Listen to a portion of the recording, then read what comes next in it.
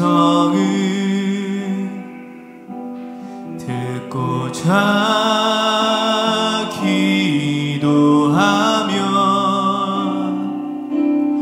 귀를 기울이고 나의 기도를 들어주신다네.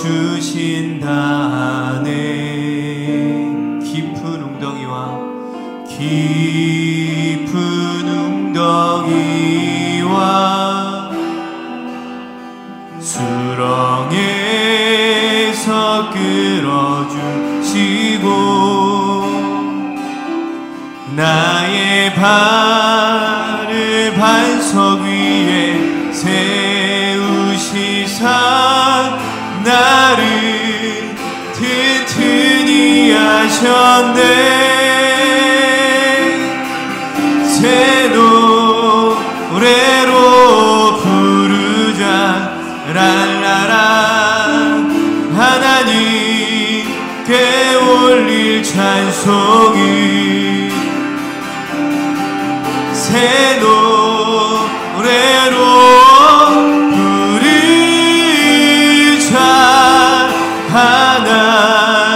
하나님 사랑은 주를 의지하고 주를 의지하고 교만하지 않으면 거짓에 치우치지 아니하면 복이 있으리라. 여호와 나의 주는 크신 권능의 주라. 그의 크신 권능으로 우리들은 사랑하여 주시네. 새 노래로 부르자 랄라라. 하나님께 올릴 찬송이 새 노래로 부르자. 하나님 사랑은 새 노래로 부르자 랄라라. 하나님께 올릴 찬송이 새 노래로 부르자. 하나님 사랑이 새 노래로 부르자 랄라라. 하나님께 올릴 찬송이 새 노래로 부르자. 하나님 사랑. 거친 파도 날 향해 와도 주와 함께 날아오르리. 폭풍 가운데 나의 영혼 잠잠하게 주를 보리라. 주 품에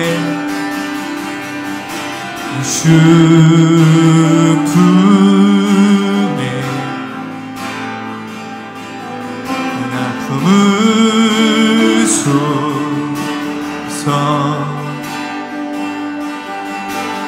능력에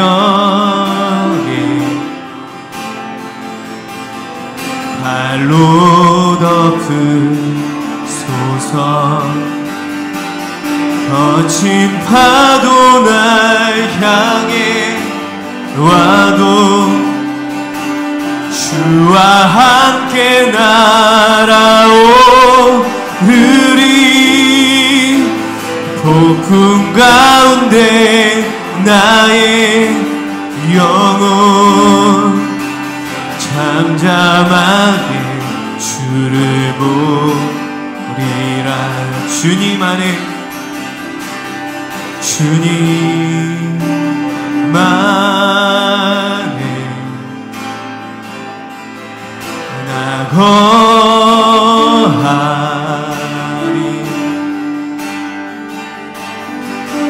주는요 나 잠잠히 믿네. 거친 파도 날 향해 와도 주와 함께 날아오르리. 폭풍 가운데 나의 영혼 잠잠하게 주를 보리라. 거친 파도 날 향해 와도 주와 함께 날아오르리.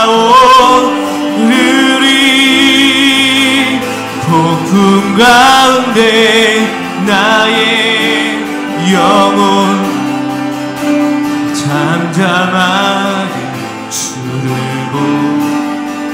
거친 파도 날 향해 와도 주와 함께 날아오르리. 폭풍 가운데 나의 영혼 잠잠하게 주를 보리. 잠잠하게 주를 보리. 잠잠하게 주를 보리라. 기도합니다. 주님, 우리 영혼이 잠잠하게 주님을 바라게 해 주시옵소서. 우리 상황이 폭풍 가운데일지라도 주님 함께 하시고 주와 함께 예배할 수 있는 이 시간을 우리가 귀하게 감상으로 나아가는 시간이 될 수 있도록 함께 기도하겠습니다. 기도합니다. 주님, 땅 가운데서 예배하게 하시고 주의 음성을 듣게 하시며 주님을 찬양하는 시간이 될 수 있도록 인도하여 주시옵소서.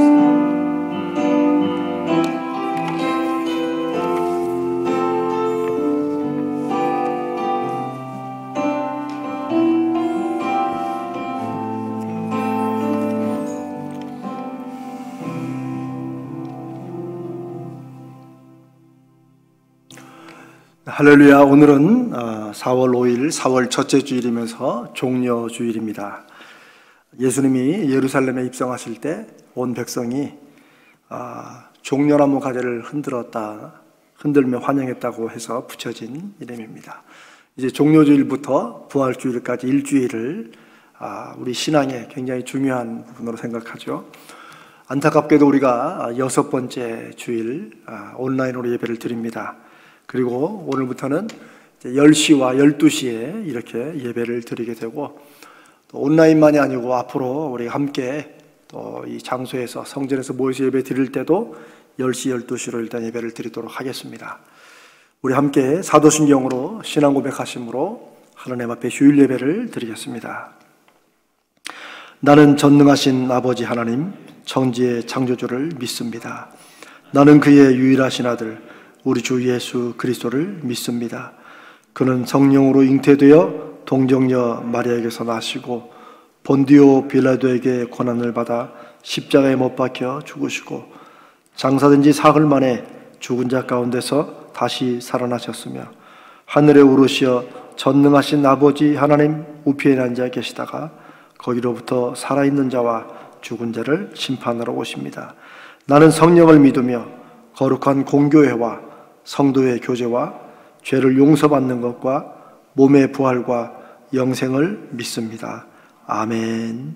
우리 함께 135장 어저께나 오늘이나 영원토록 동일하신 하나님, 우리 찬송하겠습니다. 135장입니다.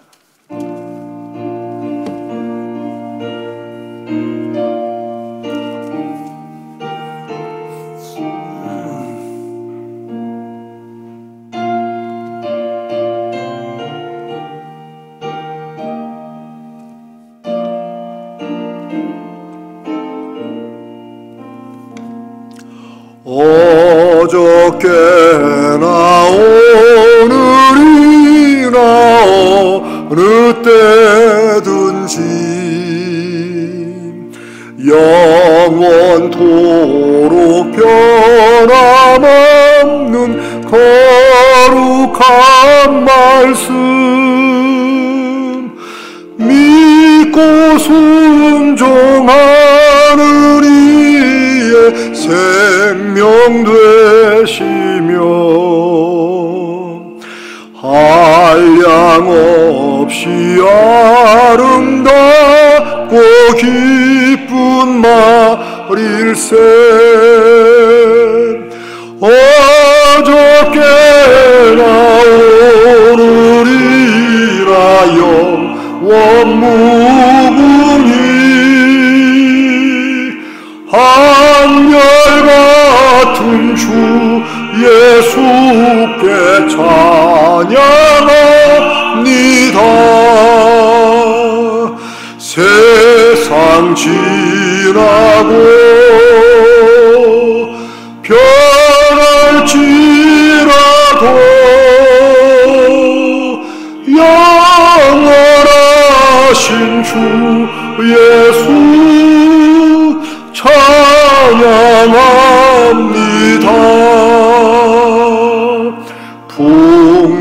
풍랑이는 바다 위로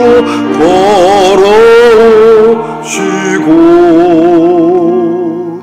갈릴리의 험한 풍파 잔잔케 하고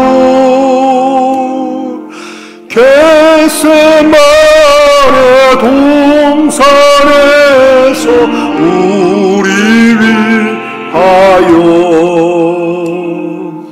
눈물지 기도하신 고난의 주님 어저께 영원 무궁히 한결같은 주 예수께 찬양합니다.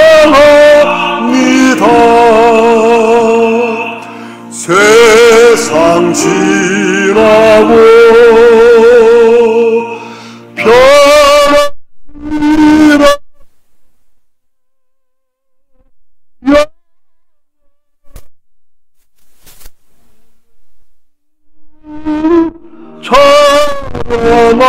찬양합니다.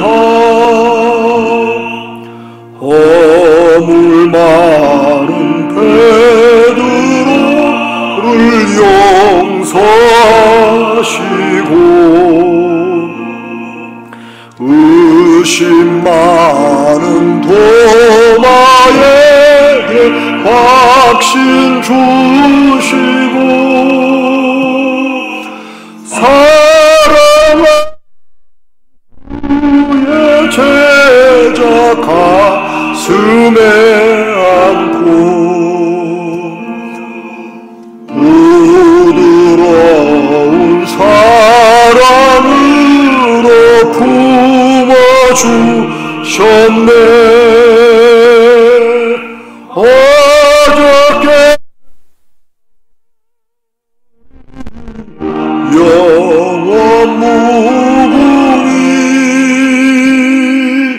한결같은 주 예수님 찬양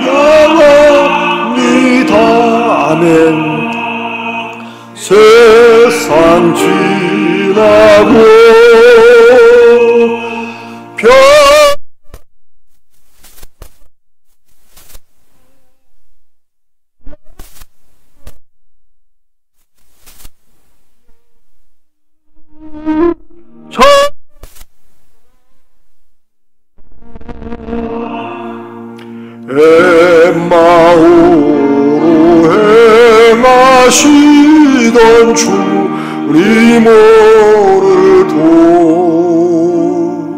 한결같이 우리 곁에 함께 계시고 우리들을 영접하러 다시 오실 때 변함없는 영광의 주 진입해오리.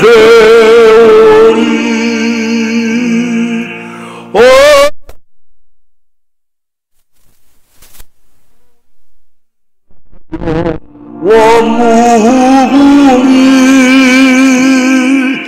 한결같은 주 예수께 찬양합니다. 세상 지나고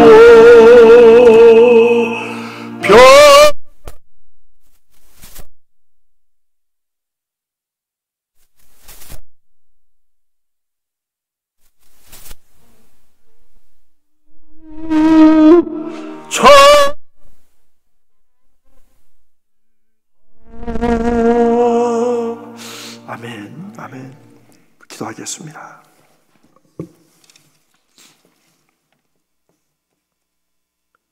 어저께나 오늘이나 영원토록 변함없으신 주님을 찬양합니다.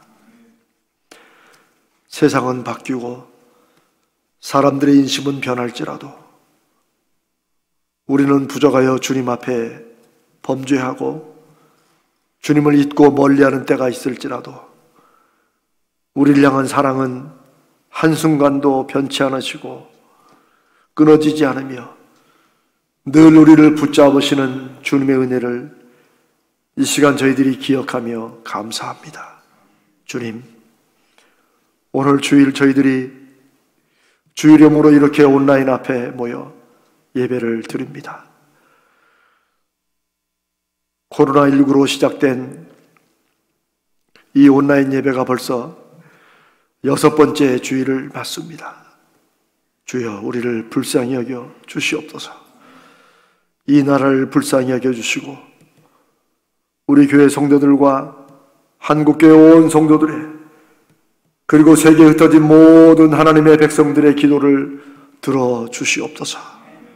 주님,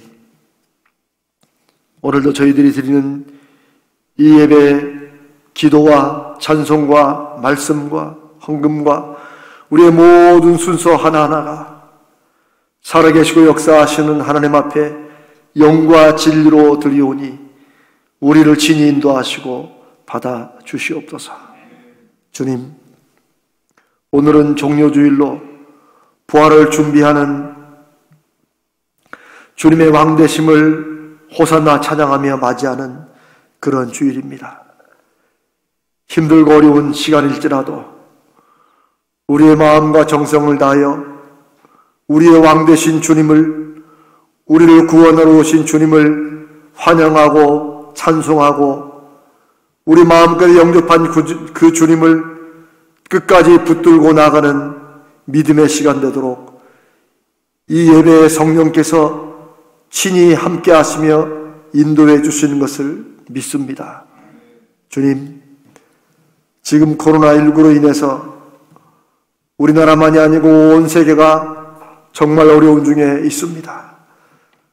그래도 한국은 초기 방역이 잘 되었다고 얘기하지만 여전히 사회적 거리두기라는 함께 모이지 못하는 이런 시간들이 또 연장되고 있습니다. 하나님 아버지, 우리는 우리의 최선을 다하여 우리의 지혜를 따라 결정하고 나가오나 이 모든 것을 친히 인도하시고 그 결과와 열매를 주실 분은 오직 하나님이심을 믿습니다. 주여, 선하게 인도해 주시고 주님의 사랑과 은혜 가운데 아름다운 열매로 맺어 주시옵기를 간절히 기도드립니다. 주님, 우리가 이렇게 어려울 때일수록 더욱 깨어 기도하기를 원합니다. 특별히 이제 내일부터 고난주간을 맞게 되는데 주님의 십자가의 고난이 바로 우리를 구원하시기 위함인 것을 우리가 다시 한번 마음에 새기며 우리가 이 코로나19로 인한 모든 고난과 고통과 시련과 어려움 속에서도 주님을 붙잡고 잊지 않고 우리의 믿음이 더욱더 새롭게 될 수 있도록 깨어 기도하는 한 주간이 되게 하여 주시옵소서. 주님, 혹시라도 이 코로나19를 악한 개인적인 이득이나 정치적인 이득으로 이것을 악용하지 않도록 성령께서 친히 주관하여 주시옵소서. 이를 위하여 하나님, 코로나19의 박멸을 위해서 애쓰는 우리 방역당국의 모든 수고하는 분들과 의료진들의 눈물과 땀의 수고를 받아 주시옵소서. 우리 모든 국민들도 함께 희생하며 이 시간을 주님 견디고 있사오니 주여 속히 은혜를 베풀어 주시옵소서. 우리 가져질 교회 교우 가정들을 붙드시고 주님 몸이 아파도 주님 병원이 문을 닫거나 혹은 여러 가지 일로 인하여서 주님 마음 편하게 진료를 받지 못하는 우리 교우들도 있습니다. 여러 가지 크고 작은 사건과 사고로 인하여서 아프고 다친 교우들도 있습니다. 큰 수술을 하고 회복 중에 있는 교우도 있고 이제 수술을 앞에 두고 주님 앞에 합심하여 중보하며 기도하는 교우들도 있습니다. 주여 은혜를 베풀어 주시옵소서. 주여 치유의 은혜를 베풀어 주시옵소서. 또한 코로나19로 인하여서 주님 경제적으로 어려운 가정들이 너무나 많습니다. 하루 벌어 하루 먹고 사는 많은 사람들이 일자리가 떨어져 주님 막막한 중에 있습니다. 아버지 하나님, 가게 문을 열어놓았지만 손님들이 오지 않아서 준비해놓은 재료를 버려야 할 때도 있습니다. 손님들이 오잖아 일감이 떨어져 가게 임대료도 내기 어려운 상황 중에 있는 교우들도 있고 그런 사람들도 있습니다. 아버지, 큰 기업이나 작은 기업이나 아버지 직장에 출근하면서도 마음에 눌리는 그런 어려운 가정들이 많습니다. 주님, 이 모든 것에 주의 능력과 은혜의 손길을 펼쳐 주시옵소서. 우리는 단지 기도하며 우리가 할 수 있는 일에만 최선을 다할 뿐이오니 연약하고 부족한 순종과 섬김일지라도 하나님께서 결과를 주시고 열매를 맺어 주시옵소서. 주님, 또한 이 코로나19로 인하여서 부족한 종부터 우리 교회가 먼저 주님 앞에 회개하며 돌아섭니다. 이로 인하여서 우리 한국교회가 새로워지게 하여 주시옵소서. 하나님의 살아계심과 하나님의 거룩하심을 드러낼 교회들이 그동안 하나님 앞에 그리고 사람들 앞에 열매 맺는 믿음 생활하지 못한 것을 회개하오니 주님 새롭게 하여 주시옵소서. 이 시간 부족한 종의 말씀을 증거할 때 성령께서 친히 입술과 심령을 주장하여 주셔서 이 말씀을 통하여 성령의 음성을 듣도록 인도해 주시옵소서. 세계 곳에 흩어진 선교사들과 그들의 가정을 붙드시며 오늘도 전 세계에 하나님 앞에 예배드리는 모든 교회들과 온라인 앞에서 예배하는 모든 성도의 기도를 예배를 받아 주시옵소서. 우리 주님 거룩하신 예수님의 이름으로 간절히 기도드리옵나이다. 아멘. 아멘. 아멘.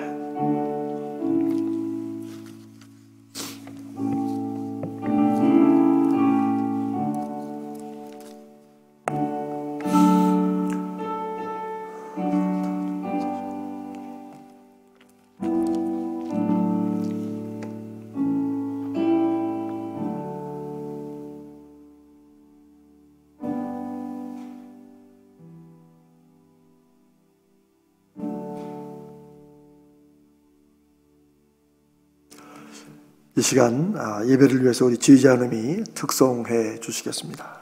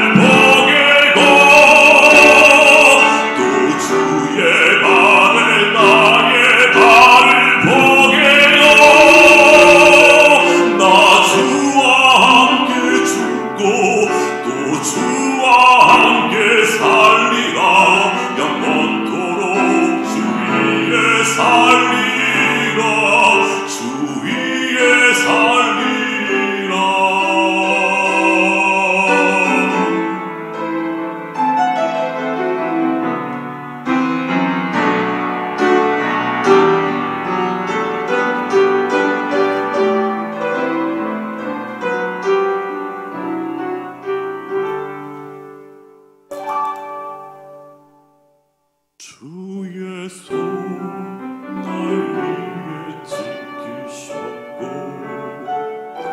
주의 발 날 위에 박히셨으니 이제는 내가 사는 것이 아니요 오직 주를 위해 사는 것이라.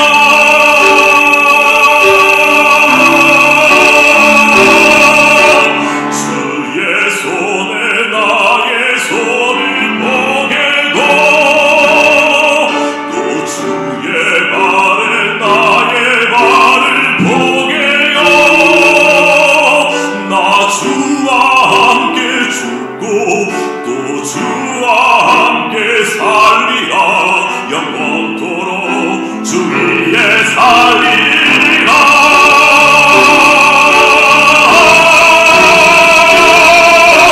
주의 손에 나의 손을 보게고 또 주의 발에 나의 발을 보게요. 나 주와 함께 죽고 또 주와 함께 살리라. 영원토록 주 위에 살리라. 주 위에 살리라. 주 위에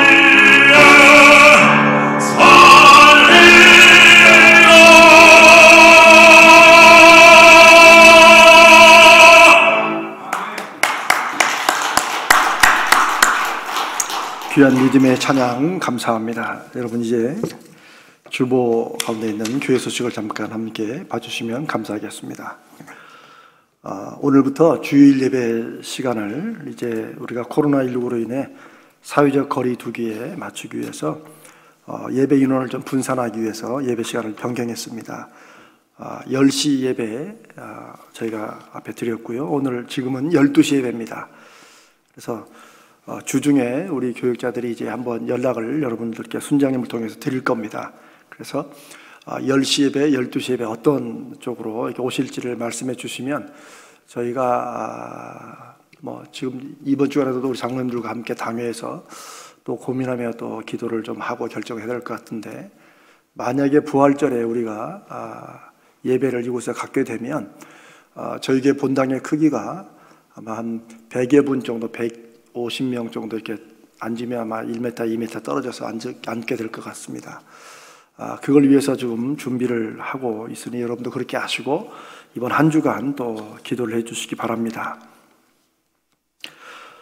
내일이 고난주간이 시작되는데 고난주간 새벽 기도회를 여러분들은 교회에 오시지 않아도 됩니다. 오시지 마시고 온라인으로 참여하시도록 내일 오전 5시부터 월요일부터 금요일까지 고난주간 새벽 기도회를 진행하겠습니다.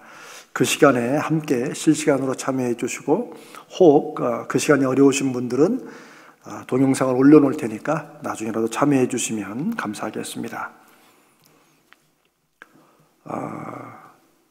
금요 기중기 지금 기도회가 계속되고 있고 여러분도 기도 제목을 계속 내주시고 함께 기도하는데 다음 주부터는 자발적인 참여를 하려고 지금 준비 중인데 하여튼 그것도 여러분 기도 중에 다시 말씀을 드리도록 하겠습니다. 그러나 2주 전부터 온라인으로 지금 계속 참여할 수 있도록 하고 있음을 기억해 주시길 바랍니다.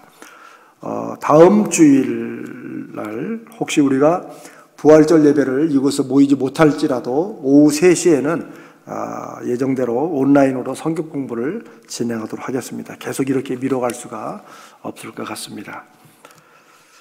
그 외에 다른 것들도 지금 모두 지금 다음 주일 사회적 거리두기를 19일까지 또 연장을 또 한다는 그런 보도도 있고 해서 좀 고민하면서 기도하는 중에 있습니다. 여러분이 꼭 그렇게 함께 기도해 주시기를 부탁드립니다. 제가 함께 기도했지만 특별히 이 코로나19 중에 어려운 가정들이 많습니다. 경제적으로도 그렇고 또 수술을 하고 회복 중에 있고 또 수술을 해야 되는데 병원에서 또 여러 가지 사정으로 자꾸 미뤄지는 가정들도 있습니다. 여러분 함께 계속 기도해 주시기를 부탁을 드립니다. 하나님 말씀 함께 보겠습니다. 오늘은 신약성경 마가복음 11장 1절로 10절 함께 보겠습니다.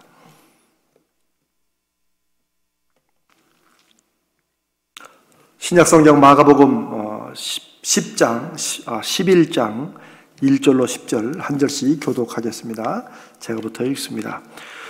그들이 예루살렘에 가까이 와서 감람산 벳바게와 베다니에 이르렀을 때에 예수께서 제자 중 둘을 보내시며 이르시되 2절 이르시되 너희는 맞은편 마을로 가라. 그리로 들어가면 곧 아직 아무도 타보지 않은 나귀 새끼가 매여 있는 것을 보리니 풀어 끌고 오라.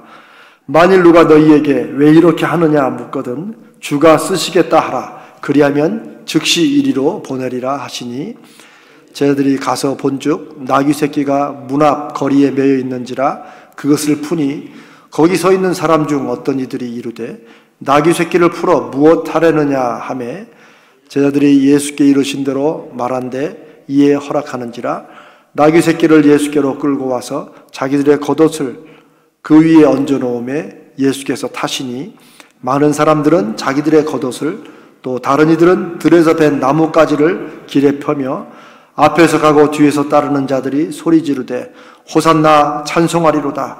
주의 이름으로 오시는 이여 찬송하리로다. 오는 우리 조상 다윗의 나라여 가장 높은 곳에서 호산나 하더라. 아멘. 오늘은 종려 주일입니다. 영어로도 팜 선데이라고 부르는데 팜은 야자수를 가리키는데 이 종려나무 가지를 옛날에 이스라엘이 환영할 때 혹은 누군가를 이렇게 맞이할 때 이 가지를 흔들면서 환영했다고 해서 붙여진 이름입니다. 특별히 종려나무 가지를 흔드는 것은 이스라엘에서는 왕이나 굉장히 높은 신분을 사람들을 환영할 때 사용했다고 합니다. 그래서 이제 우리가 종려 주일이라고 부르는데 오늘이 예루살렘에 예수님이 이제 선지자 메시아로 입성하시는 그런 날입니다. 예수님이 3년간의 공생애 동안에 예루살렘을 한 3번 정도 이렇게 들어가신 걸로 기록이 되어 있는데 어떤 때는 또 조용히 은밀하게 다녀오시기도 하고 그랬는데 이 마지막 예루살렘 입성이 바로 예수님의 공생의 마지막이 됩니다. 그런데 이들이 예수님을 환영하면서 외치는 말이 있었는데 바로 히브리어로 호산나라고 하는 것입니다. 호산나는 지금 구원하소서라는 뜻인데 이건 예수님을 선지자로 인정하는 것이기도 하면서 더 나아가서 예수님이 하나님이 보내신 메시아라는 것을 인정하며 지금 하나님이 보내신 메시아여 우리를 구원하소서 하는 뜻입니다. 엄청난 종려나무 가지도 흔들면서 호산나를 외치면서 예수님을 환영했던 일이 지금 성경에 기록되어 있습니다. 그런데 예수님의 이 예루살렘 입성으로 예수님의 공생애가 끝나게 되는데 왜 그렇죠? 바로 예루살렘에서 체포되어 빌라도의 재판을 받고 그리고 십자가형을 받으시고 죽으시기 때문입니다. 우리는 이 빌라도가 재판하는 사건이나 예수님의 이제 재판받으시는 광경들을 대강 알고 있지만 제가 이 종려주의를 준비하면서 사복음서에 기록된 빌라도의 재판 과정이 생각보다 상세히 나와 있습니다. 그걸 제가 시간별로 순서대로 정리를 해 보았습니다. 먼저 겟세마네 동산에서 예수님이 마지막 기도를 하신 후에 가룟 유다의 배반으로 예수님이 체포를 당하시죠.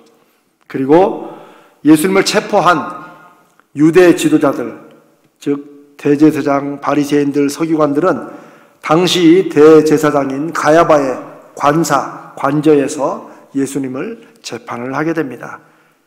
이 재판 광경에서 베드로가 멀찍이 숨어 있으면서 예수님을 3번이나 저주하며 부인하는 사건도 바로 이때입니다. 그리고 가야바는 예수님을 하나님을 모독하는 죄인이라고 종교적인 신성 모독의 가장 중요한 판결을 내립니다.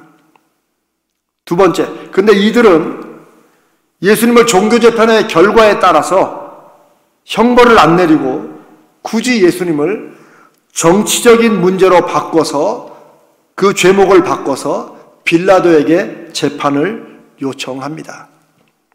세 번째, 이들은 예수님을 유대인의 왕이라고 자기들이 언도를 내린 종교적인 신성모독의 유대인의 왕이라는 이런 제목으로 고소하면서 빌라도에게는 유대인의 왕이 정치적인 유대인의 왕으로 그렇게 이해되도록 예수님이 세금을 거부했고, 그리고 백성들을 소요해서 폭동, 밀란을 일으키려고 했다는 이런 제목으로 고소를 합니다. 네 번째, 그런데 빌라도가 유대인의 왕의 제목으로 고소된 예수님을 보니까 이게 정치적인 유대인의 왕이 아니라는 것을 곧 알게 됩니다. 또 성경 기록에 보면 예수님께서 네가 유대인의 왕이냐라고 예수님께 물으셨을 때 예수님이 그렇다고 하면서 그러나 내 나라는 이 땅에 속한 것이 아니라고 말씀을 하시죠. 빌라도는 예수님이 유대인의 왕으로 고발된 이 정치범이 아니라 실은 종교적 의미로 유대인들이 고소한 것을 알게 됩니다. 다섯 번째, 빌라도는 유대인들이 예수님을 시기심 때문에, 즉 많은 백성들이 예수님을 선지자로 따르는 것이 이들이 못마땅해서 고발하는 것을 파악하고 종교적인 문제이니까 이스라엘 유대 법대로 재판하라고 유대인들에게 예수님의 재판을 다시 넘기려고 합니다.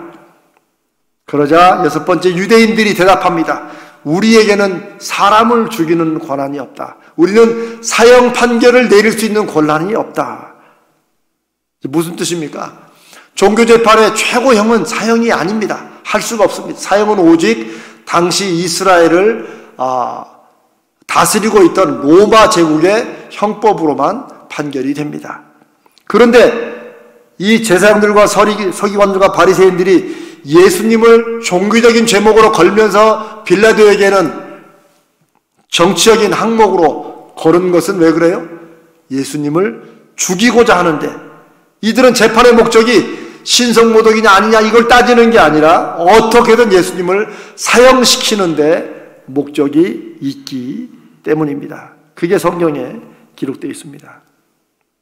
그러나 빌라도는 이 재판을 어떻게든 미루려고 예수님이 갈릴리 사람이라는 것을 근거로 해서 재판을 당시 갈릴리를 다스리던 헤롯, 유대인의 왕, 즉 로마 제국의 가이사 밑에 빌라도가 총독으로 있었는데 또 여러 지역들에는 이스라엘 사람들을 그들의 민심을 위해서 왕들을 세웠는데 그 중에 하나인 헤롯에게 다시 재판을 하라고 넘깁니다.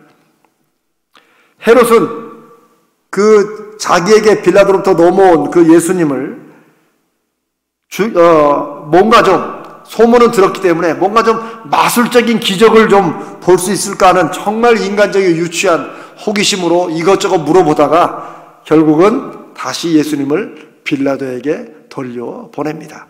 그러니까 빌라도나 헤롯이나 서로 예수님의 재판을 자꾸 떠넘기는 거예요.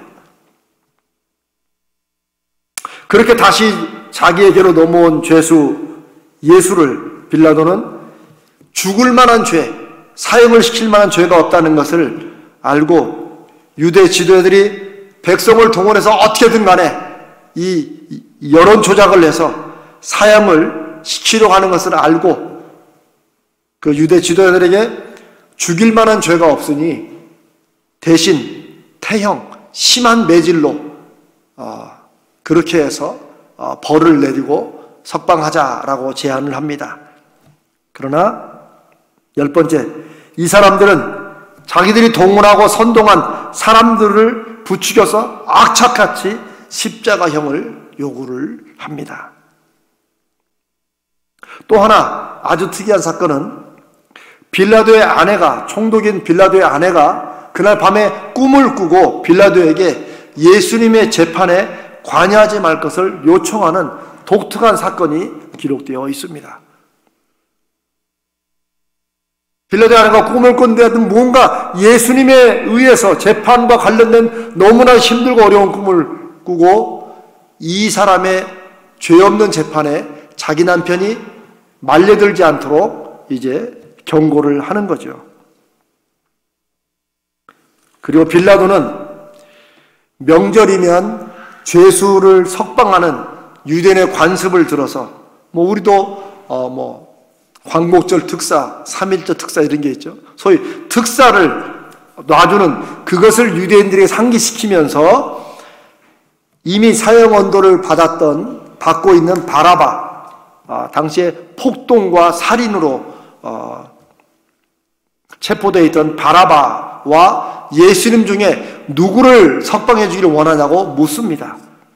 그런데 빌라도가 이렇게 한 의도에는 당연히 아무리 예수를 너희들이 죽이고 싶어도 설마 바라바를 놓아달라고 하겠느냐 하는 이런 나름의 계산으로 당연히 바라바는 죽을 죄인인 것을 이들이 안다고 확신해서 바라바와 예수 중에 누구를 석방하기를 원하냐라고 묻습니다. 그런데 놀랍게도 이들은 바라바를 놓아주고 예수를 십자가에 처형하라고 요구를 합니다. 그리고 이런 이들의 요구가 얼마나 강하고 얼마나 컸으면 빌라도가 그 백성들의 요청 때문에 이걸 거절했다가는 밀란이 일어날까봐 걱정했다라고 성경에 기록합니다. 이게 소수가 아니라 엄청 많은 사람들 동원해서 마치 예수를 십자가에 못 박지 않으면 금방이라도 폭동과 밀란이 일어나는, 자기가 다스리는 식민지에서 폭동과 밀란이 일어나는 것을 총독이 제일 두려워하는 것을 이 사람이 간파를 한 거죠. 그리고 끝내는 14번째, 빌라도가 자기는 그러면 이 판결과 죽음에, 즉 예수님의 죽음에 도덕적 책임을 지지 않겠다는 상징으로 물을 가져다가 손을 씻으면서 나는 이 사람의 피에 대해서 나는 죄가 없고 너희가 이 죄를 당하라 라고 마지막으로 한 번 더 이들에게 강조를 하고 이들의 마음을 돌이키도록 요청합니다. 그런데 이들은 성경 기록 마태복음 29장 25절을 보면 백성이 다 대답하여 이르되 그 피를 우리와 우리 자손에게 돌릴지어다 라는 엄청난 대답을 합니다. 여러분, 이 내용을 처음부터 좀 길지만 쭉 들으니 얼마나 집요하게 처음부터 얼마나 예수를 죽이려고 했는지를 아마 여러분 느끼게 되실 것입니다. 예수의 피를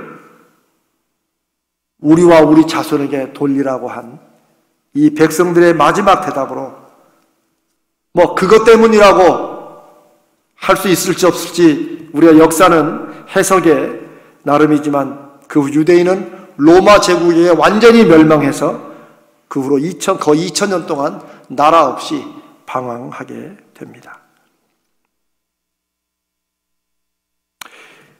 예수님의 십자가 사형은 이렇게 복잡하고 왔다 갔다 서로 정치적인 이유와 이런 걸로 막 줄다리같이 보내고 또 오고 또 이렇게 또 죄목을 바꾸고 정말 이런 복잡한 과정과 어려움을 통해서 끝내 바리새인과 서기관들의 목표에 의해서 십자가형을 받게 됩니다.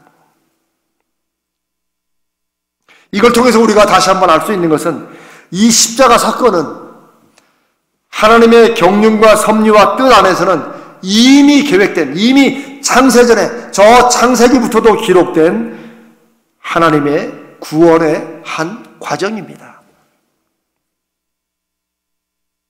그런데 인간의 관점에서 보면 빌라도는 예수님을 무죄인 줄 알면서도 자기의 파워와 권력을 얼마든지 할 수 있지만 정치적인 이유와 자기 자리를 지키려고 죄 없는 예수님을 가장 참혹한 십자가에 죽게 합니다. 1세기 당시의 기록을 보면, 성경 기록 아니고 당시에 헤로도투스라는 역사학자의 기록을 보면, 로마인들이 가장 싫어하고 경멸하고 로마 시민들이 받지 말아야 될 형벌로 십자가형을 얘기하고 있습니다. 왜냐하면 로마인들 같이 고상한 사람들에게 그런 형벌은 가당치 않다고 하는 그런 게 나옵니다. 그런데 빌라도가 죄 없는 예수를, 그리고 자기 아내의 꿈의 경고까지 들은, 그리고 자기도 처음부터 정치적인 죄가 아니라 종교적인 죄라는 걸 알면도 불구하고 가장 참혹한 십자가형의 언도를 내리게 됩니다. 여론에 의해서 떠밀린 어리석고 이기적인 결정이죠. 그러니 우리가 오늘도 암송한 사도행전에 본디오 빌라도의 고난을 받으사라고 하는 게 빌라도는 하나도 억울할 게 없는 것입니다. 유대 지도자들, 대제사장, 바리새인들, 서기관들은 이들은 처음부터 예수를 죽이는 데 목적이 있었습니다. 예수님이 누구인지, 예수님이 무슨 말을 했는지, 그 말의 뜻이 무엇인지 이런 걸 알려고도 따지지도 않고, 속된 말로 묻지도 따지지도 않고 예수를 죽이려고 처음부터 모의하고 작정했다고 하는 것이 성경에 기록되어 있습니다.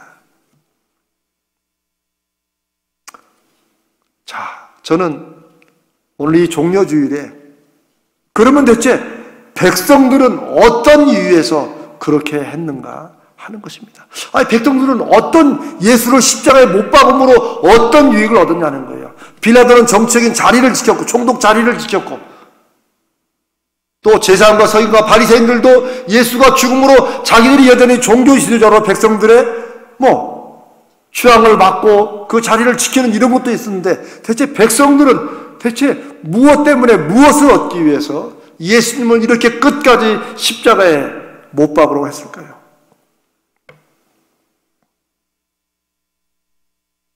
심지어 그 예수님을 죽이는 그 피의 대가를 우리와 우리 자손들에게 돌리라고까지 한 이런 엄청난 이런 일까지 하면서 왜 이렇게까지 한 것일까? 저는 이 말씀을 묵상하면서 예수님을 십자가에 못 박으라고 외쳤던 그 수많은 백성들 중에 전부는 아닐지라도 예수님이 예루살렘에 들어오실 때 종려나무 가지를 흔들면서 호산나, 하나님이 보내신 메시아여 지금 우리를 구원하소서라고 외쳤던 사람들이 저는 있었다고, 상당히 많은 숫자가 저는 있었을 것이라고 생각합니다. 왜냐하면 예수님의 십자가형은 단지 빌라도 위에서 이렇게 단지 유대 지도자에서 이렇게 돈 받은 몇몇 사람들의 얘기가 아니라 밀란이 날까봐 두려워할 만큼 많은 숫자가 강렬하고 집요하게 요청한 걸로 봐서 호산나를 외쳤던 백성들이 이제는 얼마 되지 않아서 예수를 십자가에 못 박으라고 요청했다고도 할 수 있습니다. 대체 무엇이 그렇게 극과 극을 달리는 예수님을 하나님의 메시아로 환영했던 이들이 왜 가장 참혹한 죄수만이 달리는 십자가에 못 박으라고 그 피를 우리와 우리 자손들이 책임지겠다고 하는 것까지 입장을 바꾸게 되었을까요? 그런데 우리가 여기서 한 가지 짚고 넘어가야 할 일은 단지 이스라엘 백성들만 그렇게 극단적인, 즉 호산나와 십자가 사이로 이렇게 바뀐 게 아니라는 것입니다. 예수님의 제자들도 이렇게 호산나에서 십자가로 돌변하는 그런 일이 있었다는 것을 성경이 기록해 놓고 있습니다. 먼저 무엇보다 예수님을 배반하고 판 가룟 유다 보십시오. 사실 가룟 유다는 똑똑했습니다. 예수님의 신망을 받고 모든 재정을 책임졌던 제자입니다. 가룟 유다는 열심당에 속해서 이스라엘이 로마의 압제부터 벗어나는 것을 위해서 목숨을 던졌던 그런 질럿이라는 그런 열심당에 속해 있다가 예수님을 만나 제자가 된 사람입니다. 그는 정의로운 사람이었습니다. 그런데 3년 동안 예수님과 함께하고 그렇게 따라냈던 가룟 유다가 예수님을 배신하고 팔아 넘기는 극단적인 정반대의 길을 가지 않습니까? 또 하나 많은 사람들이 있지만 우리 베드로 봅시다. 예수님의 수제자입니다. 예수님이 너희들은 나를 누구라고 생각하느냐? 너희들은 나를 누구로 보느냐? 라고 마태복음 16장 16절에 주님이 물으셨을 때 베드로는 주는 그리스도시요 살아계신 하나님의 아들입니다라고 하는 정말 더 빼고 더 넣을 것도 없는 100점짜리 대답을 합니다. 예수님께서 크게 칭찬하시면서 네 대답이 복되고 네가 정말 복되다 하시면서 내가 이 반석 위에, 베드로가 이름이 피러거든요. 반석이거든요. 페트로스. 예수님은 이중적인 의미를 쓰신 거예요. 베드로는 너 위에 교회를 세우겠고 네 믿음의 고백 위에 교회를 세우겠다. 엄청난 칭찬을 하시죠. 그런데 이런 칭찬을 들은 베드로가 바로 얼마 후에 예수님이 이제 제자들이 믿음이 좀 자랐구나 생각하셨는지 이제 곧 죄 없이 십자가에 죽게 되실 것을, 곧 예루살렘에 들어가시고 이제 십자가에서 처형당하실 것을 예수님이 말씀하십니다. 그러자 마태복음 16장 22절에 베드로가 예수를 붙들고 항변하여 이르되 주여 그리 마옵소서 이 일이 결코 주께 미치지 아니하리이다. 어떻게 보면 예수님이 그런 고난을 당하시는 게 안타깝고 죄송해서 주님께 절대 이 일이 일어나지 않도록 하겠습니다라고 하는 것 같지만 그렇지 않습니다.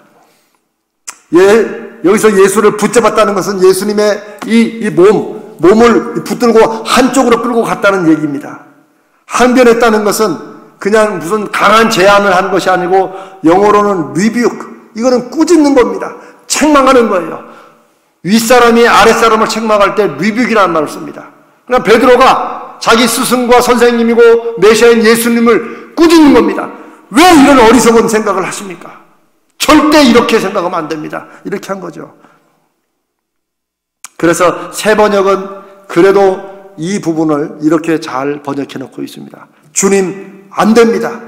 절대로 이런 일이 주님께 일어나서는 안 됩니다 하고 말하면서 예수께 대들었다 라고 새 번역이 번역을 해놓고 있습니다. 백성들, 호산나를 외쳤다가 십자가에 못 박으라고 한 백성들, 예수님을 팔아넘긴 가룟 유다, 예수님의 수제자이고 그 반석 위에 교회를 지을 거라는 칭찬을 듣던 베드로가 왜 예수님을 꾸짖고 항변하고 대드는, 어떻게 이런 정반대, 심지어 가야바의 법정에서 예수님을 3번씩이나, 그것도 부인한 게 아니고 저주하며 부인한 이런 일들, 대체 무엇이 이들로 하여금 이렇게 정반대의 입장과 태도를 취하게 만들까요? 한마디로 이들은 예수님이 자기들이 바라고 원했던 메시아가 아니었기 때문이었습니다. 유대인들은 강력하고 힘있는 메시아를 원했습니다. 그래서 자기들을 로마 제국의 압제에서 벗어나게 해줄 그런 메시아를 원했습니다.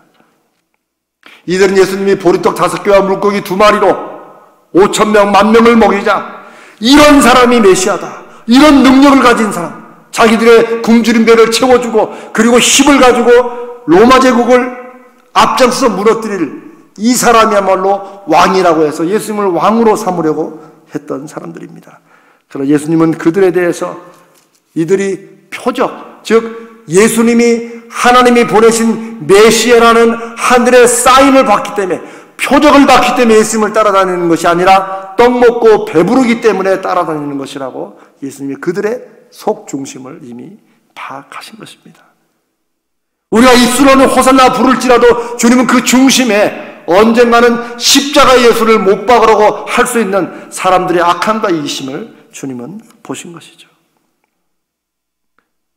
이들이 원하는 메시아는 강력한 메시아, 자기들의 이 세속적인 소망과 이것을 풀어줄 메시아를 원했지만 예수님은 그런 메시아 모습과는 너무 달랐습니다. 예수님은 사랑하라고 하고 심지어 원수도 사랑하라고 하고 힘을 사용하시기는 그냥 너무도 약하게 쫓겨다니고 피해 다니는, 또 피곤해서 주무시기도 하시는 이런 너무 약한 메시아처럼 보였을 것입니다. 이들이 원하는 메시아는 설령 헤롯의 군사들이 예수님을 겟세마네 동산에서 체포하러 갔을 때도 그 능력으로 한 방에 그냥 모든 사람을 제압하고 그것을 벗어나는 이런 메시아였을지도 모릅니다. 그러나 예수님은 너무나도 초라한 모습으로 잡히셨고 맞으셨고, 여러분 옛날에 어떤 영화에 예수님이 그 십자가에 고난당하시는 그 부분을 강조한 그 영화가 있었죠. 아유, 저는 그 영화 한 번 보고 다시는 못 보겠더라고요. 아마 여러분도 그러셨을 것입니다. 그 예수님이 이렇게 쇠사슬에 묶여가지고 끌려가시는데 그 모습이 얼마나 초라하고 얼마나 연약해 보였는지 저는 다른 장면보다 그 장면에 눈물이 났어요. 그러니 예수님을 강력한 메시아로 원했던 사람들이 그 모습을 보면서 얼마나 나름의 실망감과 심지어 배신감까지 느꼈을까요? 그래서 이들은 저런 메시아, 저런 사람이 자기를 메시아라고 내가 믿었던 그게 분하고 억울해서라도 저런 사람은 메시아가 될 수 없다는 것을 보여주기 위해서라도 십자가에 못 박아 죽여야 된다고 했을 것입니다. 예수님은 이런 돌변에 대해서 호산나에서 십자가로 돌변하는 이런 것에 대해서 예수님은 한마디로 명확하게 정리를 해 주십니다. 베드로가 예수님에게 절대 이런 일이 일어나서는 안 된다고 할 때 예수님이 마태복음 16장 23절에 이렇게 말씀하시죠. 네가 하나님의 일을 생각하지 아니하고 사람의 일을 생각하는도다. 네 마음속에 하나님의 일이 들어있는 것이 아니라 사람의 생각이, 사람의 계획과 사람의 의도가 들어있다는 말씀이십니다. 여러분, 그렇습니다. 호산나를 외치다가 십자가에 못 박으라고 돌변하는 이 모든 까닭은 하나님의 일, 하나님의 뜻이 아니라 사람의 일, 사람의 뜻이 앞세우고 그것이 우선일 때 당연히 사람들은 이렇게 돌변할 수 있다고 말씀하십니다. 심지어 사도 바울도 갈라디아 교인들에게 신앙생활하는 것이 그렇게 십자가에서 호산나에서 십자가로 돌변할 수 있는 그런 것을 이렇게 경고합니다. 너희가 왜 이같이 어리석으냐? 성령으로 시작하였다가 이제는 육체로 마치겠느냐? 단지 예수님을 십자가에 못 박으라고 외쳤던 이런 백성들만이 아니라, 그리고 제자들만이 아니라 초대교회 당시에도 얼마든지 이런 일이 사람들 사이에 있을 수 있다는 것입니다. 오늘날은 그렇지 않겠습니까? 이런 일들은 우리가 하나님 앞에 우리는 얼마나 연약하고 부족한지, 그래서 인간적인 어쩔 수 없는 그런 실망과 배신 정도라고 생각해서는 안 됩니다. 왜냐하면 이것은 하나님의 일에서 사람의 일로, 성령의 뜻에서 사탄의 뜻으로 변질되는, 우리의 믿음과 삶의 가장 중심되는 핵심이 뒤바뀌고 그 축이 옮겨지는 그런 엄청난 일이기 때문입니다. 하나님께 순종해야 될 우리가 하나님을 우리의 뜻과 우리 계획과 우리 목적에 맞추려고 하는 것이 바로 호산나를 외치다가 십자가에 못 박으라고 하는 이런 모습입니다.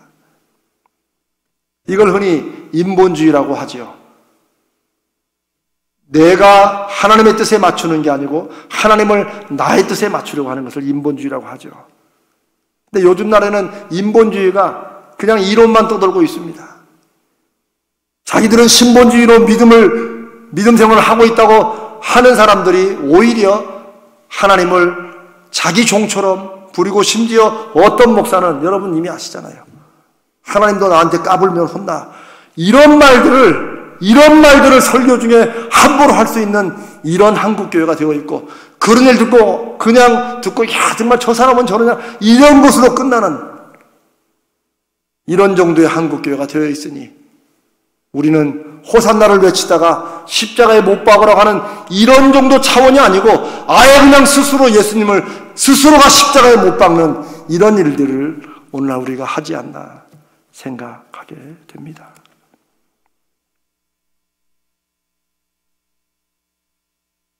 오늘날 한국교회와 어쩌면 이런 설교를 하는 이재명 목사나 우리 모두의 문제는 정말 인본주의의 문제입니다. 이건 이론적인 인본주의를 말씀드리는 게 아닙니다. 입으로는 인본주의, 신본주의 따지만 가장 세상적인 것을 요구하고, 성도들에게는 세상 것을 버리라고 강조하면서 자기들은 세상 것을 잡으려고 그렇게 눈을 부라리고 눈에 불키는 이런 가짜 목사들을 얘기해서는 안 됩니다.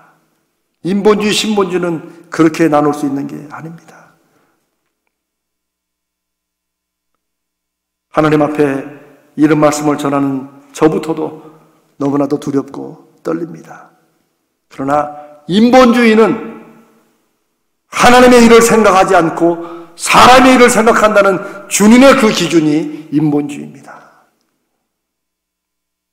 성령으로 시작했다가 육체로 마치는 것이 인본주의입니다.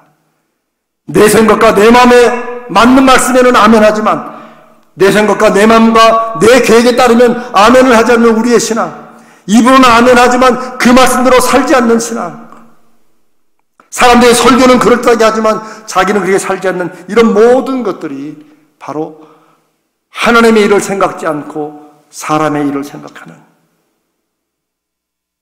호산나를 외치다가 십자가에 못 박으라고 하는, 내 욕심에 따라, 내 마음에 따라, 내 계획에 따라 하나님을 이리저리 좌지우지하려는 이런 신앙이 바로 오늘 종려주일에 호산나를 외치다가 십자가에 못 박으라고 외치는 그런 사람들의 마음이라 생각합니다. 우리는 예수님의 겟세마네에서의 마지막 기도를 알고 있습니다.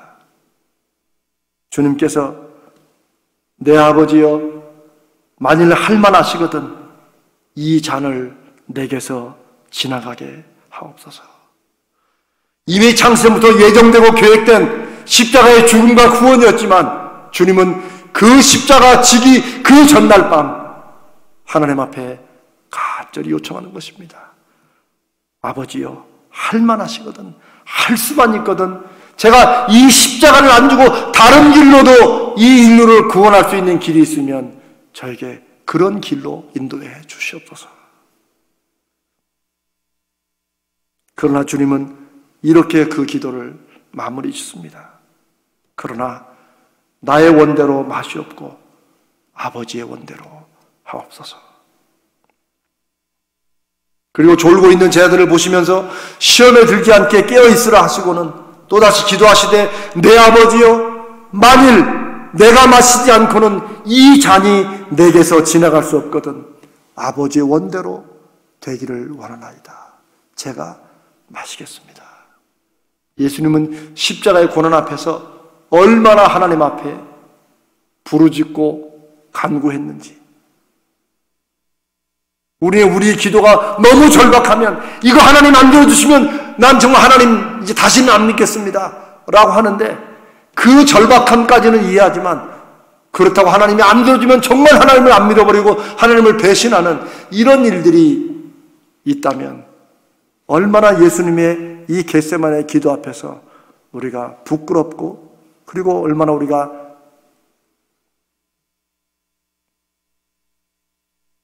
하나님 앞에 너무나도 죄인이 되는 것입니까? 예수님은 내 원이 아니라 아버지의 원대로 십자가의 고난의 길을 걷기로 하시고, 그리고 체포되시고 빌라도에게서 그 여론 재판을 받으시고, 그리고 십자가에 죽으십니다.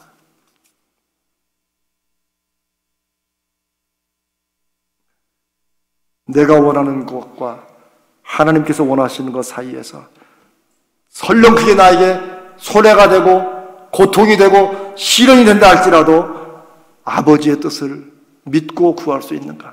왜요?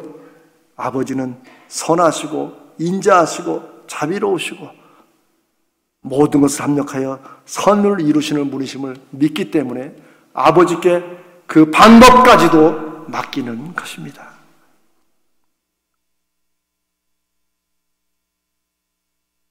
오늘 우리는 이 종료주의를 맞으며 혹 우리가 얼마나 아무리 내 상황과 내 기도님이 간절할지라도 얼마나 자주 얼마나 끈질기게 아버지의 원대로 마옵시고 우리의 원대로 해 주옵소서라고 기도하며 살았는지 돌아봐야 될 것입니다. 우리의 마음속에 아버지의 뜻과 아버지의 소원이 있는지 아니면 내 뜻과 내 소원이 우선되어 있는지 우리가 한번 진지하게 하나님 앞에서 돌아볼 일입니다. 이 종료주일에 호산나를 외치는 그 믿음은 너무나도 중요한 신앙 고백입니다. 예수님은 하나님이 보내신 구원자요 유일한 메시아이기 때문입니다. 하지만 호산나를 외치는 그 마음만이 아니라 호산나를 외치는 그 믿음이 상황이나 환경에 상관없이 그 마음과 믿음을 지켜가는 것은 더 중요한 것입니다. 주위의 모든 사람들이 세상의 모든 사람들이 예수님을 십자가에 못 박으라고 외치면서 우리에게 함께 외치자고 동참하라고 압박하고 유혹할 때라도 우리는 우리가 하나님을 기쁘게 하랴 사람을 기쁘게 하랴 라고 외쳤던 사도행전의 예수님의 제자들의 결단처럼 우리는 이 코로나19라는 정말 세계적인 어려움 앞에서 우리는 무엇이 하나님이 기뻐하시는 일인지 무엇이 하나님의 뜻인지 나는 하나님의 사람으로 어떻게 희생하고 어떻게 하나님의 뜻에 순종하며 살 것인지를 진지하게 고민하며 기도하며 나가야 할 것입니다. 이 시대는 사람이 많은 것이 힘입니다. 여러분 아시잖아요. 교회도 사람이 많을 때 그 교회가 큰 교회요, 위대한 교회요, 하나님이 들어쓰시는 교회로 잘못 인식되어 있습니다. 정치인도 사람이 하나라도 더 많으면 그들이 의석을 더 얻고 또 대통령도 되고 그래서 정권을 잡고 그래서 어떻든 간에 사람 많은 숫자로 기울이는 것이 이 세상의 방식입니다. 그러나 우리는 그렇다고 굳이 사람이 적은 쪽이 하나님의 뜻인 것은 아니지만은 우리는 사람의 많고 적음이 아니라 여론이나 사회 분위기가 아니라 정말 성령이 함께 하시는 그 마음 가운데 우리 중심을 말씀해 두고 어떻게 하는 것이 하나님이 기뻐하시는 것인지 그리고 우리가 그동안 하나님의 자녀로 하나님의 교회로 우리가 하나님의 영광을 드러내지 못하는 부끄러운 모습을 이 시대 앞에 보여왔다면 지금 이 시대에 정말 소금과 빛으로 하나님 자녀다운 모습과 열매를 맺는 것은 무엇인지 나는 오늘도 무엇을 희생하고 어떤 배려를 베풀 것인지 이렇게 고민하는 것이 정말 호산나 믿음의 진정한 모습이라고 믿습니다. 그리고 이것이 먹든지 마시든지 무엇을 하든지 하나님의 뜻대로 하는 믿음일 것입니다. 내가 기대하고 바랐던 메시아, 나에게 이렇게 해주기를 바라는 하나님, 그것도 우리가 하나님께 다가가기 위한 한 수단이 되긴 하지만 메시아이신 예수님이 하나님의 뜻이 나의 기대와 내가 원하는 것과 다를 때 내가 원하는 대로 일이 되지 않고 내가 원하는 그 시간에 그것이 나에게 응답으로 주어지지 않을지라도 끝까지 합력하여 선을 이루시는 하나님을 믿고 내 삶의 모든 과정과 결과까지도 하나님의 선하신 손길에 맡기고 하나님을 나에게 맞추는 것이 아니라 당연히 내가 잘 모를지라도 이해가 안 될지라도 선하시고 좋으신 하나님 앞에 나를 맞추는 것이 진정한 믿음이고 이 종료주일에 우리가 다시 한번 하나님 앞에서 돌아봐야 될 믿음의 자세인 줄로 믿습니다. 사랑하는 성도 여러분, 우리 이 힘든 코로나19 이 시대 속에서 하나님께서 우리의 하나님 되심을, 우리의 믿음의 중심을 지키는 것으로 증거하고 나누시는 믿음의 축복이 있으시기를 주님의 이름으로 축원합니다. 같이 한번 기도하겠습니다.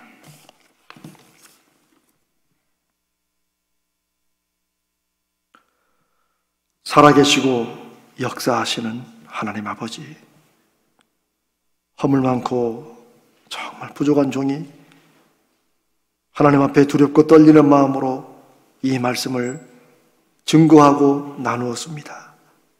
주님, 이 말씀이 우리 가슴에 성령이 주시는 음성으로 새겨지도록 역사하여 주시옵소서. 세상은 변하고 바뀌고 사람들의 인심은 갈수록 각박해지고 힘들어진다 할지라도 하나님의 자녀로 예수 믿는 자로 이 한 시대를 살아가며 주님, 우리의 손을 열고 우리의 마음을 열고 우리의 팔을 벌리고 우리의 지갑을 열고 우리 것을 나누며 하나님의 하나님 되심을, 우리가 하나님의 종인 것을 저들에게 열매로 증거하게 인도하여 주시옵소서.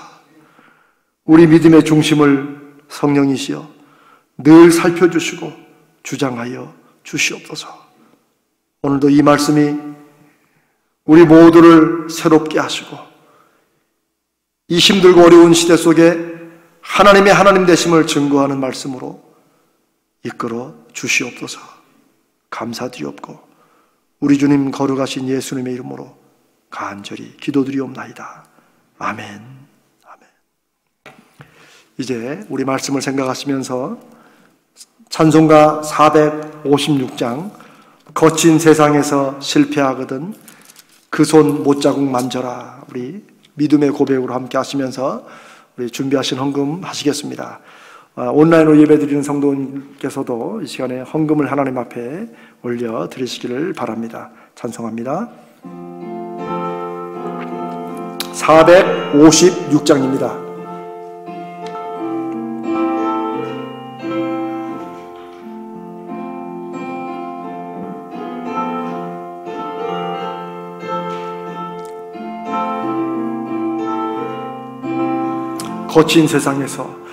거친 세상에서 실패하거든 그 손목 자국만 줘라. 고된 일 하다가 힘을 얻으리 그 손목 자국만 줘라. 아멘. 그 손목 자국만 줘라. 그 손목 자국만 줘라. 주가 널 지키며 인도하시리. 그 손목 자국만 줘라. 내가 어둠 속을 걸어갈 때에 그 손목 자국만 줘라.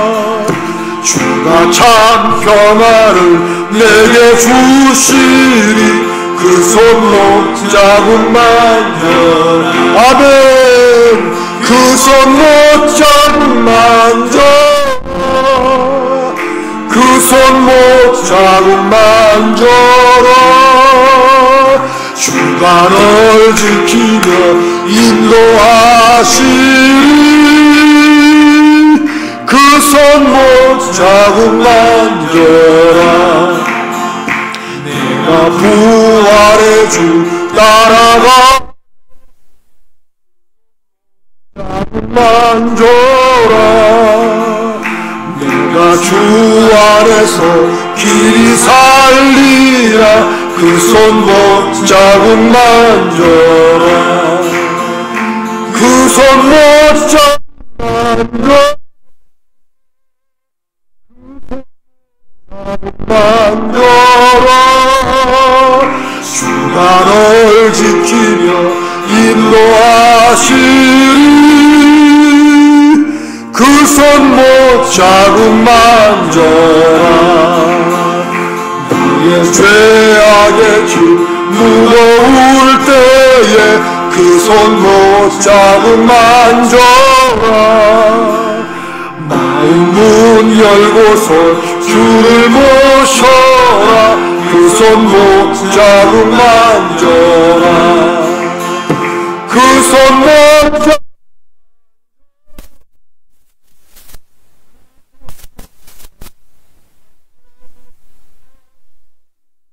나를 지키며 인도하시리. 그 손 못 자국 만져라. 아멘. 우리 십자가에 달려 돌아가셨으나 3일 만에 부활하신 그 주님을 믿고 이번 한 주간, 고난 주간 주의 십자가를 묵상하며 우리가 주님의 자녀로 희생하며 헌신하며 빛과 소금의 길을 어떻게 감당할 것인지 묵상하시다가 부활하신 주님, 우리를 부활시켜 주시는 주님을 맞는 복된 부활의 주일을 맞으시기를 주님의 이름으로 축복합니다. 우리 한번 제가 헌금해서 기도하고 축도하고 예배를 마치겠습니다. 기도하겠습니다. 사랑과 은혜의 주님, 이 시간에 저희들이 우리를 위해 묵묵히 십자가를 지신 주님을 묵상하고 감사하며 우리가 다시는 주님을, 하나님의 아들을 십자가에 못 박지 않고 우리의 삶을 통해 주님이 왕 되심을, 주님이 메시아 되심을, 우리는 주님의 종된 것을 증거하는 삶을 살기로 결단합니다. 2020년 이 종료주일이 우리가 한번 주님을 우리의 왕과 메시아로 모셔드린 후에는 주님 우리를 한순간도 떠나지 않으시고 우리를 놓지 않으시고 우리를 부인하지 않으신 것처럼 우리도 주님을 배반하지 않고 주님을 부인하지 않고 영원히 주님과 함께 살아갈 것을 다짐합니다. 주여, 우리를 붙잡아 주시옵소서. 이 시간 저희들이 그 믿음과 그 결단으로 11조 헌금을 드립니다. 우리 삶의 모든 것은 하나님이 공급하시고 베풀어 주신 것을 믿습니다. 힘들고 어려운 중에도 우리가 주님 앞에 감사하며 감사헌금을 드립니다. 주일헌금을 드리고 우리가 마음에 정한 대로 헌금을 드리오니 주여, 이 헌금에 담긴 믿음을 보시고 우리의 믿음을 더하여 주시고 우리 삶에 하나님의 열매를 맺어 주시옵소서. 이 귀한 헌금이 사용되는 곳에 하나님의 나라가 증거되게 하시고 생명이 살아나는 역사가 일어나게 하시고 무정원들이 주님께로 돌아오는 그런 곳에 헌금이 사용되도록 성령께서 주관하시고 감찰하여 주시옵소서. 지금은 우리의 생명과 우리의 구주 되시는 종료주일의 주인 되시는 우리 주님 거룩하신 예수 그리스도의 은혜와 그 아들을 우리에게 주시기까지 우리를 창세전부터 사랑하셨고 지금도 우리를 사랑하시고 앞으로도 영원까지 우리를 사랑하실 하나님 우리 아버지의 그 크신 사랑하심과 성령님의 함께 하시고 우리 가운데 거하시며 우리를 인도하시며 우리에게 주신 말씀을 아멘으로 받고 그 말씀에 순종하고 그 말씀 따라 살려고 애쓰고 몸부림칠 때 우리를 붙드시고 그 말씀의 약속을 반드시 맺으시는 능력의 역사하심이 오늘 이 종료주일에 하나님 앞에 예배하며 믿음의 결단을 하는 모든 우리 가자제일의 성도들과 가정들과 하나님의 백성들을 위해 이 한국교회와 세계교회에 흩어진 모든 하나님의 귀한 백성들을 위해 지금부터 영원까지 함께 하시기를 간절히 축원하옵나이다. 아멘, 아멘, 아멘.